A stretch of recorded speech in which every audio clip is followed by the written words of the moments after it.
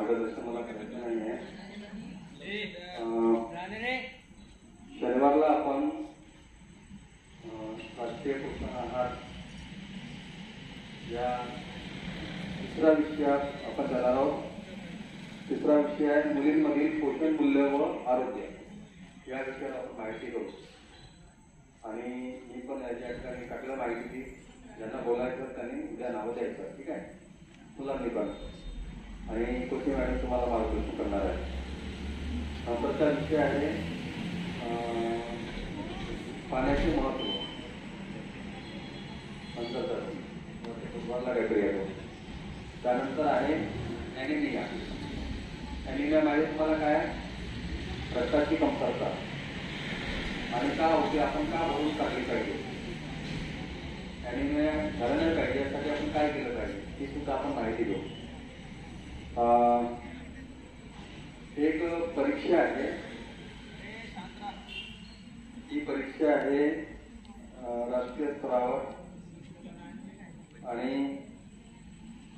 राज्य स्तरावर सुद्धा होणार आहे.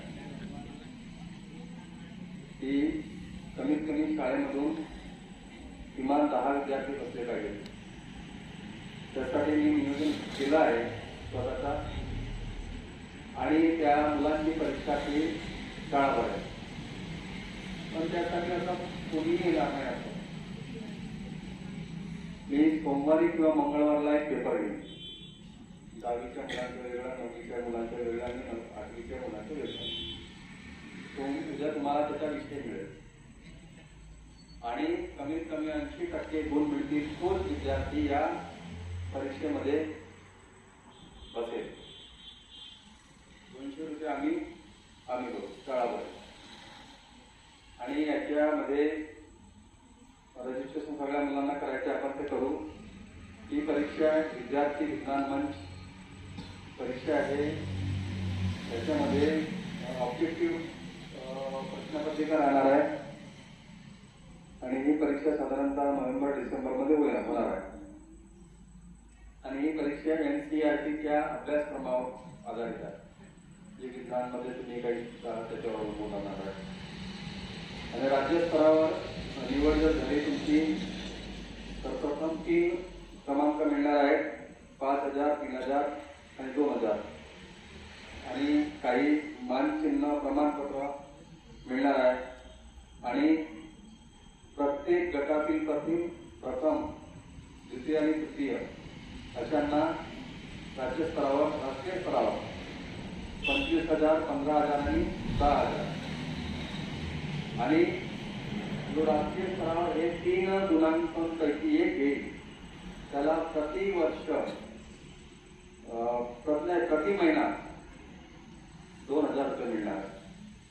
अशी ही परीक्षा आहे. आणि तुमच्या अभ्यासक्रमामध्ये सगळे राहणार आहेत आणि ऑब्जेक्टिव्ह परीक्षा राहणार आहे. त्याची फीस आम्ही बेअर करणार आहोत आणि उद्या त्याच्या अभ्यासक्रमाने तुम्हाला देणार आहोत. आणि किमान 100 पैकी 80% मार्क घेणे आवश्यक राहणार आहे. तेच विद्यार्थी आम्ही 10 निवडू. 80 म्हणजे 80%. त्याच्या खाली नाही, त्याच्या खाली आले तो बाद. तर आपण अशी एक कॉम्पिटिशन तुमची होते. तुम्ही किती पाण्यामध्ये आहात ते पण माहीत पडेल आपल्याला. उद्या सांगू आणि सोमवारी किंवा मंगळवारी त्याचे विषय तुम्हाला आम्ही देऊ. आणि तिसरं, काल मी 8वीच्या मुलांना सांगितलं होतं NMMS बद्दल. कोण तयार आहे? सुदैवा त्याला परीक्षेला बसायचं आहे. 8वीची मुलं, 8वीचे विद्यार्थी असे उभे व्हा कोणी म्हणायचे नाही. त्याच्या मनात आलं तेच उभे व्हा, बाकीच्यांची गरज नाही. 1, 2, 5, 6 मुली सगळ्या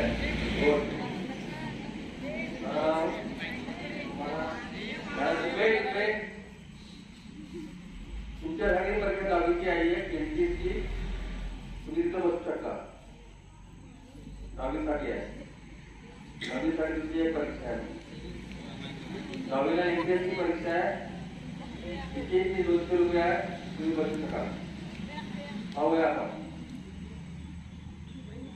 तर या सगळ्या मुलांनी उभे झाले त्यांनी मी सांगितलं होतं काल कोणते कागदपत्र लागतील ते आणून द्यायचे आणि परीक्षाची प्रक्रियाची मार्च केली.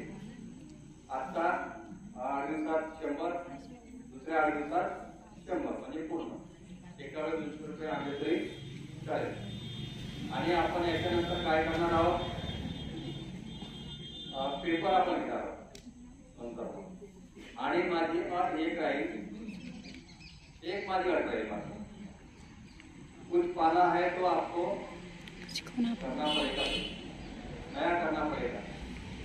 जिसके मुलं आता परीक्षेला बसतील त्या सगळ्यांनी इतर 9:30 वाजता यायचे शाळेत, 9:30 वाजता. आणि अभ्यासक्रम तुम्हाला माहिती आहे, तुमचा भूगोल आहे, विज्ञान आहे, इतिहास आहे, तेच तुम्हाला वाचायचं आहे. सगळ्यांनी ट्युशनला सगळे आहेत का? कोण कोण आहेत ट्युशनला? हात करा. सगळेच नाही आहेत. किती वाजता ट्युशन संपते? 9:15. किती वाजता संपते? 9:15. जे ट्युशनला जातात ते जा, बाकीचे या. ठीक आहे? 9:30 या. बाकीचे ज्यांनी ट्युशन संपल्यानंतर इथं या, नाही तर मी हाकून देईन. मी बसवणार नाही. बसायचं आहे म्हणून बसायचं नाही. आपल्याला मेरिट यायचं आहे आणि जी शिष्यवृत्ती मिळते 48,000 ते तुम्हाला घ्यायची असेल तर मेहनत करावं लागेल. मार्गदर्शन आपण कोणत्या पेपरचं करू? MATचं, मेंटल ॲबिलिटी टेस्टचं. आणि बाकी तुम्हाला करायचं आहे. आम्ही प्रश्नपत्रिका तुम्हाला प्रोव्हाइड करू देऊ. तुमच्यासाठी आम्ही तयार आहोत, पण तुम्ही तयार असतो पाहिजे. ठीक आहे बेटा? थँक्यू. बैठो. त्यानंतर आभार प्रदर्शन आणि डोके मारायचं या कार्यक्रमात.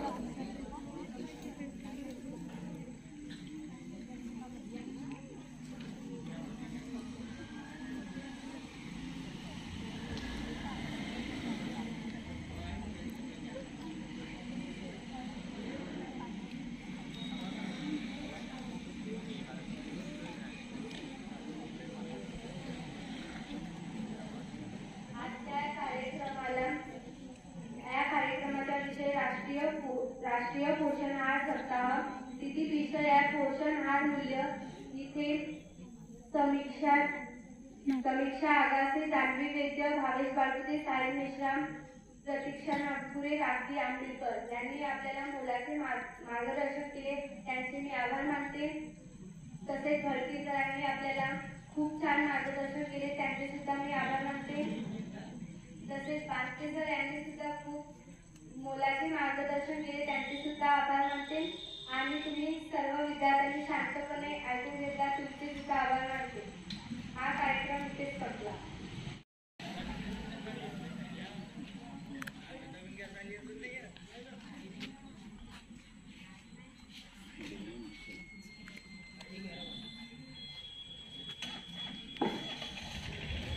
त्यानंतर भावेश बाळगुते आपल्याला मार्गदर्शन करेल.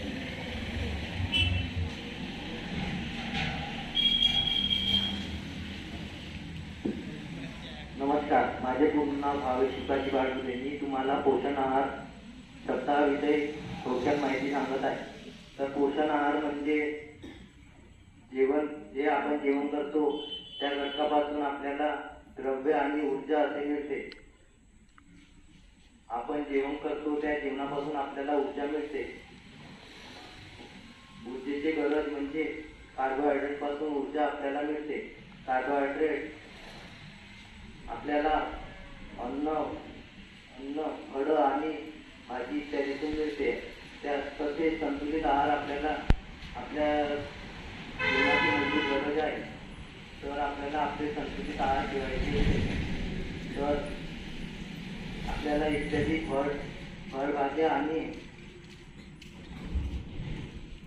फळभाज्या हे खावे लागेल. एवढे बोलून मी माझे 9 शब्द पूर्ण.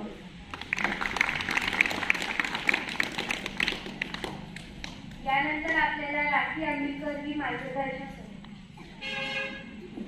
नमस्कार, माझे पूर्ण नाव राखी आंबेडकर. मी इयत्ता 8वी शिकत आहे. विषय आहे पोषण आहाराची सत्ता. अन्न ही मानवी जीवनाचे अस्तित्व टिकवण्यात अशी प्राथमिक गरज आहे. शरीराची वाढ होणे, वीज भरून काढणे, ऊर्जा निर्मिती या कार्यशक्ती या बाबी अन्नामुळे घडून येत असतात. त्यामुळे शरीरात वाढ होणे, कार्यशक्ती निर्माण करणे यामुळे शरीराची पूरक अशी विशिष्ट प्रकारे होत असतात. तरी रोजच्या पदार्थामध्ये विविध पदार्थ टाकणे हे आवश्यक गरज आहे. अशा आहाराला समिष्ट आहार किंवा संतुलन आहार असे म्हणतात. त्यानंतर आपल्याला जान्हवी वैद्य मार्गदर्शन करेल.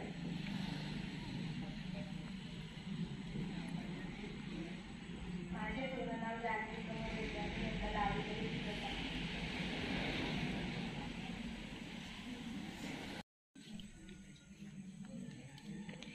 आज दिनांक 21 सप्टेंबर 2022 राष्ट्रीय पोषण आहार सप्ताहानिमित्त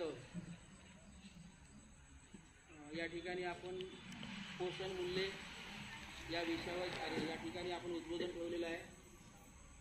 तर पोषण मूल्ये या विषयाअंतर्गत मानवी जीवन टिकवून ठेवण्याकरता अन्नाची गरज आहे. अन्नाशिवाय आपले मानवी जीवन टिकून राहू शकत नाही.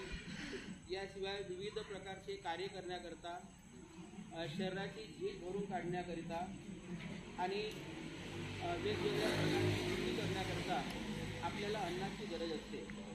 आणि अन्न म्हटल्यानंतर वेगवेगळ्या प्रकारचे घटक आहेत, अन्नपदार्थ आहेत, ज्याच्यामध्ये प्रथिने, खनिजे, कर्बोदके, पाणी हे सर्व घटक ज्यामध्ये आहेत असे सर्व प्रकारचे अन्नपदार्थ आपल्याला दररोजच्या आहारामध्ये मिळणे आवश्यक आहे. आणि हे अन्नपदार्थ ज्या ज्या ठिकाणावर उपलब्ध होतात ते अन्नपदार्थ आपण आपल्या आहारामध्ये त्यांचा समावेश केला पाहिजे, जेणेकरून आपल्या शरीराचे कार्य जे आहे ते कार्य नियमितपणे सुरू राहील, आपले शरीर हे निरोगी राहील, कोणत्याही प्रकारची व्याधी किंवा आजार आपल्याला होणार नाही. आणि याकरता खनिजे ज्या ठिकाणी आहेत, प्रथिने ज्या ठिकाणी आहेत, अशाच प्रकारचे अन्नपदार्थ आपल्या दररोजच्या आहारामध्ये असले पाहिजे. आपण ग्रामीण भागामध्ये राहतो. ग्रामीण भागामध्ये राहत असल्यामुळे सर्वसामान्य कुटुंबामध्ये आपण सर्व आहोत. या सर्व गोष्टी आपल्याला आहारामध्ये उपलब्ध होत नाही. आणि याकरता ते उपलब्ध करून घेण्याकरता सिजनेबल म्हणजे ज्या ज्या ऋतूमध्ये ज्या ज्या प्रकारचा भाजीपाला उपलब्ध होतो तो भाजीपाला अधिकाधिक प्रमाणात आपण खाल्ला पाहिजे. ज्या ज्या सीजनमध्ये फळे उपलब्ध होतात ते फळे आपण अधिकाधिक प्रमाणात खाल्ले पाहिजे.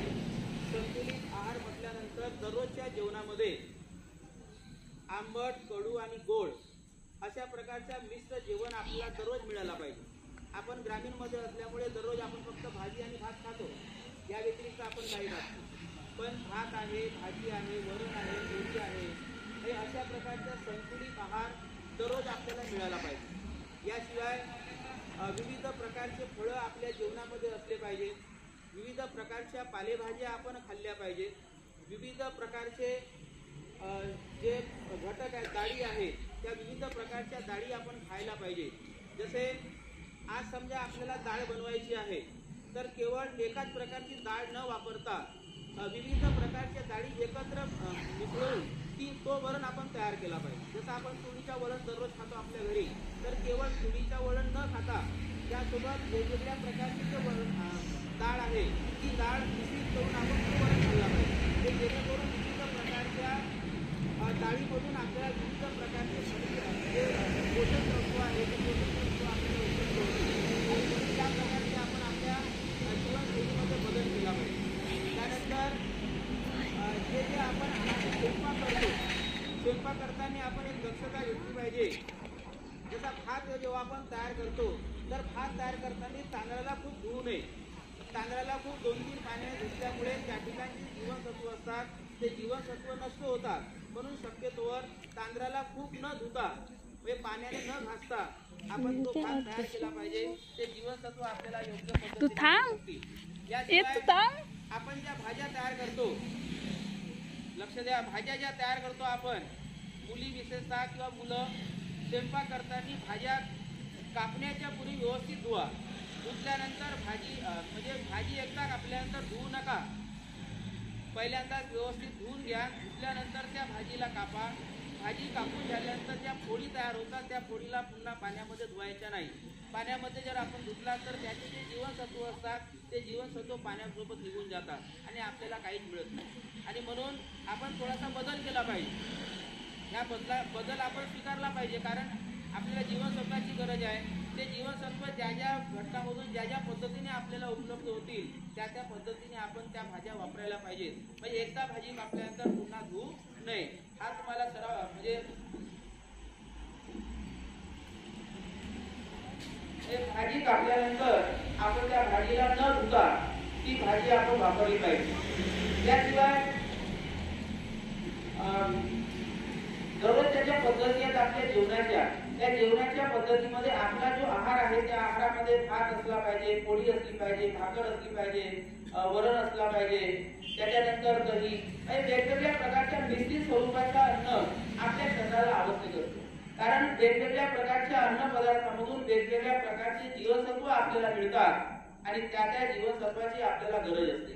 आणि म्हणून आहाराचा संबंध जो आहे हा आहाराचा संबंध आपल्या जीवनाशी आहे. हे जीवन टिकवून ठेवण्याकरता, आपल्या शरीराची योग्य प्रकारे वाढ होण्याकरता आपल्याला ह्या सर्व प्रकारच्या जीवनसत्वाची किंवा अन्न पदार्थाची गरज असते. आणि हे जीवनसत्व आपल्याला ज्या ज्या पदार्थामधून ज्या ज्या घटकामधून उपलब्ध होते ते सर्व घटक आपण आपल्या आहारामध्ये ठेवले पाहिजे. तर स्वयंपाक करण्याची पद्धत आहे, भाजीची पद्धत, ती भाजीच्या पद्धतीमध्ये आपण थोडासा बदल केला पाहिजे. त्याच्यानंतर जे जे फळं ज्या ज्या सीजन मध्ये आपल्याला उपलब्ध होतात ते फळं, कारण फळं म्हटल्यानंतर फळांची किंमत खूप जास्त असते आणि म्हणून आपण सर्वसामान्य कुटुंबातले मुलं आहोत. आपण दररोज आपल्या जीवनात दररोजच्या आहारामध्ये आपण फळं खाऊ शकत नाही. म्हणून अशा वेळी काय करायचं आपण, तर सिजनेबल जे फळं असतात त्या ज्या सीजन मध्ये जे जे फळं उपलब्ध होतात ते फळं आपण त्या त्या सीजन मध्ये भरपूर प्रमाणात खाल्ले पाहिजे, जेणेकरून आपल्याला त्या भाज्या त्या फळांमध्ये असलेले जीवनसत्व जे आहेत ते जीवनसत्व उपलब्ध होतील. याशिवाय विविध प्रकारच्या पालेभाज्या ज्या आहेत, आता पालेभाज्या म्हटल्यानंतर पालेभाज्यांमध्ये जास्तीत जास्त प्रमाणामध्ये जीवनसत्व असतात, पण आपण पालेभाज्या फार कमी प्रमाणामध्ये खातो. आणि समजा खाल्लोय समजा आपण, तर बाजारामधून जेव्हा आपण एक पाव किंवा अर्धा किलो भाजी आणतो, आपल्या कुटुंबामध्ये 4-5 लोक राहतात, 4-5 लोकांना ती एक पाव भाजी किंवा अर्धा किलो भाजी कशी पुरेल पालेभाजी म्हटल्यानंतर. आणि म्हणून पालेभाज्या प्रत्येकाच्या आहारामध्ये जवळजवळ अर्धा पाव 125 ग्राम पालेभाज्या हे प्रत्येकाच्या आहारामध्ये असले पाहिजे. कारण त्या पालेभाज्यांमधूनच आपल्याला जास्तीत जास्त प्रमाणात विविध प्रकारचे जीवनसत्व उपलब्ध होत असतात. आणि म्हणून पालेभाज्यांचा जास्त वापर करा. ज्यावेळी पालेभाज्या महाग असतात त्यावेळी कमी प्रमाणात, पण ज्यावेळी जास्त प्रमाणात आपल्याला भाजीपाला बाजारामध्ये उपलब्ध होतो, ज्या ज्या सीजन मध्ये ज्या पालेभाज्या बाजारामध्ये स्वस्त किमतीमध्ये मिळतात त्यावेळी आपण तो पालेभाज्या जास्तीत जास्त प्रमाणात खाण्याचा प्रयत्न केला पाहिजे. त्याच्या व्यतिरिक्त जसा जो भाजीपाला आपल्याला बाजारामध्ये महाग मिळतो, पण याच्यापूर्वी आपण एक विषय घेतलेला होता परसबागेचा. तर त्या परसबागेच्या माध्यमातून आपल्याला विविध प्रकारच्या पालेभाज्यांची लागवड आपल्या घरी करता येते, जेणेकरून कमी किमतीमध्ये किंवा फार कमी किमतीमध्ये आपल्याला तो भाजीपाला आपल्या घरून उपलब्ध होऊ शकतो. आणि म्हणून परसबागेचा सुद्धा तुम्ही वापर करू शकता. त्याच्यानंतर आहार शरीर टिकवून ठेवण्याकरता जशी पोषण आहाराची गरज आहे, तशाच प्रकारे विविध प्रकारचे जे आजार होतात ते आजार कशामुळे होतात याची सुद्धा आपल्याला माहिती असते. आणि म्हणून ते आजार ज्यामुळे होतात अशा प्रकारचे व्यसन जे असतात ते व्यसनापासून आपण थोडासा दूर असलो पाहिजे. जे जे जीवनसत्व आपल्याला आवश्यक आहे, जसा अ जीवनसत्व आहे, ब जीवनसत्व आहे, क जीवनसत्व आहे, ड जीवनसत्व आहे, तर हे जीवनसत्व ज्या ज्या ठिकाणाहून आपल्याला उपलब्ध होतात त्या त्या ठिकाणाहून आपण त्या जीवनसत्व ज्या घटकातून आपल्याला मिळतील ते घटक आपण आपल्या आहारामध्ये वापरले पाहिजे, जेणेकरून आपल्या शरीराची योग्य वाढ होईल, आपली शारीरिकदृष्ट्या वाढ होईल, मेंटली ज्याला म्हणतो ते मेंटली वाढ होईल. म्हणजे आपला शरीर आपण तंदुरुस्त राहू, आपल्याला कोणत्याही प्रकारचे आजार होणार नाही. आणि म्हणून आपण दैनंदिन जीवनामध्ये संतुलित आहार वापराल असे मला वाटते. आणि संतुलित आहार वापरल्यामुळे आपल्याला अधिक काळपर्यंत जीवन जगता येईल, निरोगी जीवन जगता येईल, कोणत्या प्रकारचे आपल्याला आजार होणार नाही. तर ह्या गोष्टी तुम्ही आजपासून आत्मसात करा. एवढे बोलून या ठिकाणी आपले 2 शब्द पूर्ण करतो. चालू आहे. ठीक आहे, बंद करा त्याले. चालू आहे. इथूनच करून नाही मागून